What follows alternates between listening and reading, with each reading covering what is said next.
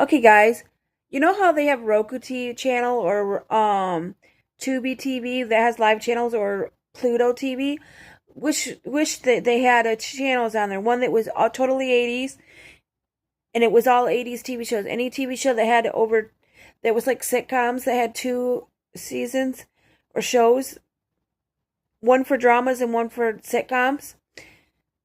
And then one for the 90s, once it was dramas and once it were sitcoms. As long as they had more than one season, they can get on there, or they had a really big season, they can be on there. And then they have certain times of the day where each show is on, and it just shows that show for an hour each day of that time. I would totally love that.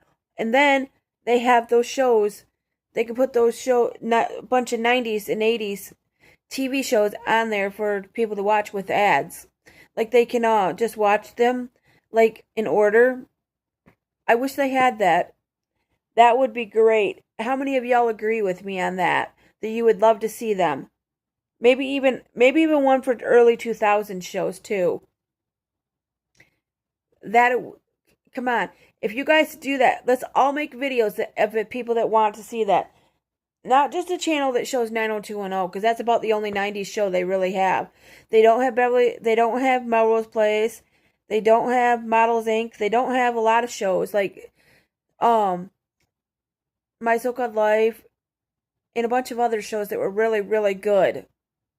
That's what we need. To go back and just